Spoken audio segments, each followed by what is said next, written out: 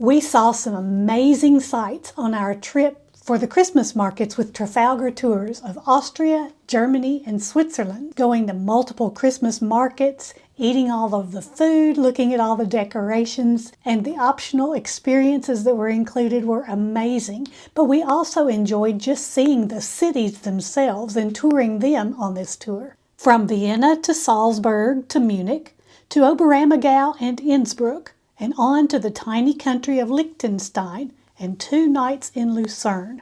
I will take you with me on this 3-part series. Come along. We actually flew into Prague to spend a couple of nights there before the tour would start with Trafalgar in Vienna, and I have a whole separate video of our time in Prague, the hotel there and the markets there, and I will link descriptions for that in this video, so if you would like to go and see what we did in Prague pre-tour, feel free to go and do that. We just met up with the tour travelers on that first night in Vienna.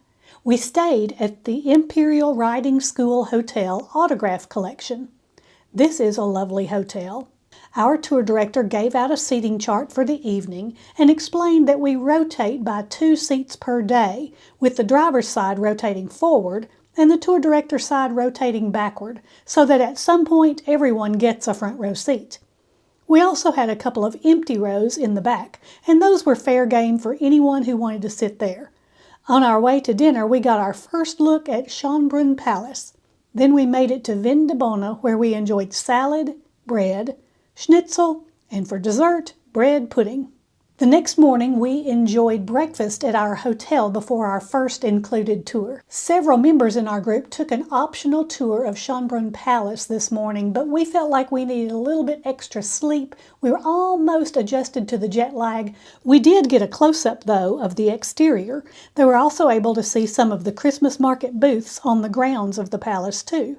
On our way to downtown, we saw an art exhibition hall, the Secession Building, with a dome that some locals refer to as the Golden Cabbage. We were dropped off across from Maria Theresa Square, and Gerwin, our travel director, let us know that we could easily walk to this market after the tour. I think we were all salivating just a little bit to get into a Vienna Christmas market, but that would come very soon. We met our local guide for a walk in downtown Vienna. She pointed out the things we were about to see. This is the Maria Theresienplatz that we saw across the street. Our plan is to go into the central plaza of the Hoffburg Imperial Palace and come out the other side before walking around downtown. We walked through this archway at the entrance and entered an incredible palace complex. Our guide explained the purposes for some of the buildings, the sculptures, and the history. And while our tour did not go inside the palace itself, that could be a possible option for people to explore during their free time later. We walked through a second archway which led to an unexpected architectural marvel. This place is gorgeous. And then we exited to the other side. We saw horse and carriage rides, which could be another idea of something to do during free time. The exit we took brought us to Michael's Square. Definitely a photo op moment. Lots of people taking pictures right and left of the beauty of the architecture and taking selfies to prove they were there. Then we began our walk to downtown Vienna.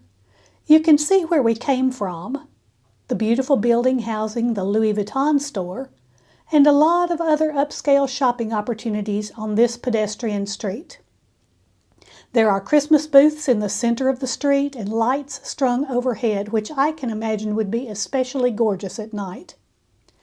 We stop along our leisurely walk to admire some of the monuments, and our guide points out other buildings of note, like this beautiful church.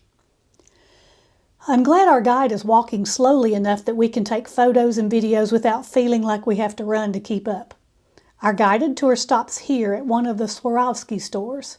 Swarovski offers free public restrooms in the basement of their store. After the included tour, Gerwin gives us some options. We can hang out here in this downtown area, possibly eat lunch at some of the local restaurants, or we can follow him to the large Vienna Christmas market, and that's the choice I'm going to take. The Rathausplatz is the location for the large Christkindl market here in Vienna. Christkindl market means Christ Child Market. one of the first terms I learned during our Christmas market tour. Gerwin turns us loose here in this market with a reminder of how to get our bearings and how to walk back to the meeting place when we're done.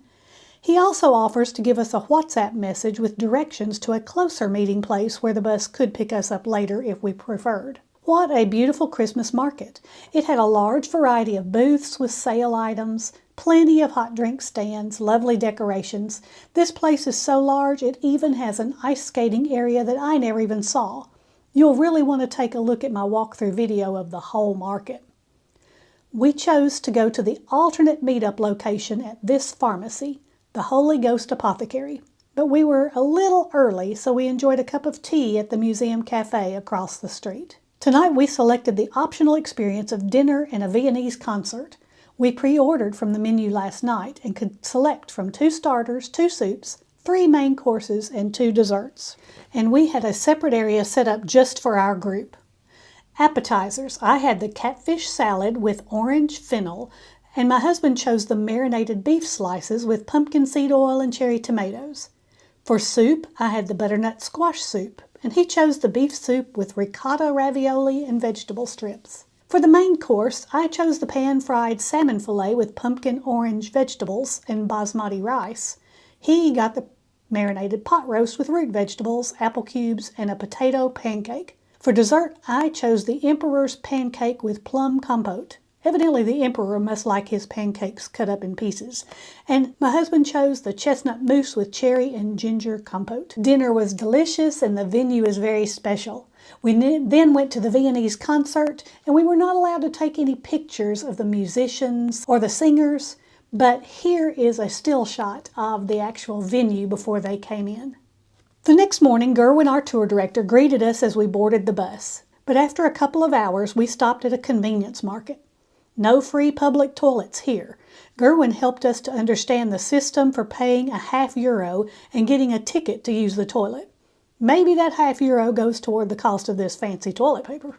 The ticket to use the toilet also serves as a voucher. If you purchase something in the market, that €0.50 is credited toward your purchase. And there's plenty to choose from. I go for the chocolate. This would be a good time to show you our motor coach. It looks brand new and our driver keeps it impeccably clean. It has 13 rows and seats 49 passengers, not including the driver and tour director. Since we will be staying in Germany overnight, Gerwin has passed out a list of common phrases and let us try to pronounce them along with him. Then he pronounced the longest word in German. It's 66 letters. This is Rindfleisch Etikettierungsüberwachungsaufgabenübertragungsgesetz. So nice for Scrabble, right? And a few years ago they changed the grammar rules. Right? It's more like a technicality. And so the next one is the one with 79 letters. It used to be the longest word for a long time, but that is not official anymore, but I still wrote it there because it's quite a nice one. 79 letters, and this is your test for tomorrow morning, right? So you have to practice this one, and it is Donaudampfschifffahrtselektrizitäten-Hauptbetriebswerksbau- Unterbeamtengesellschaft. Can you do that? Shortly after that, he came through the bus handing out chocolates. These are not just any old chocolates, they are Mozart chocolates. So appropriate since our next stop is Salzburg, Austria, the home city of Mozart. Upon arrival to Salzburg, we met a local guide who took us through the Meribell Palace grounds, and I managed to get a photo of the exact gate and statues where Julie Andrews and the kids sang the Do-Re-Mi song in The Sound of Music. The gardens are pretty even in the winter, but I would imagine spring and summer would be spectacular. Our guide told us some of the facts about the filming of The Sound of Music. She also talked about Mozart and his often overlooked talented sister. In the distance, we can see the fortress on the hill. Gerwin then showed us to where our meeting location would be and gave us free time to explore Salzburg, pointing out the location for public toilets across the bridge and Billa Market for the best prices for Mozart chocolates. This bridge is covered in locks. I wonder where the tradition started about locks on bridges. Salzburg is another city that's easy to stroll around and just take it all in. The little corridors are filled with people enjoying the beautiful day. We saw the birthplace of Mozart and various other places of interest. And the markets are bustling. Just a reminder, I have a whole video about the market here in Salzburg, so if you want to find out more about the market and get a little more in-depth look for that video. After our time in Salzburg, we loaded the bus again and made our way to Munich and our hotel for the next 2 nights. We stayed in the Leonardo Royal Hotel near the Olympic Park. This hotel provided a dinner buffet for our tour group, and then we chose to relax a little, not going back out after our full day. But tomorrow we will go to Munich. Be sure to watch that video next. This is Shirley with Shirley's Journeys, and I hope all of your journeys are pleasant ones.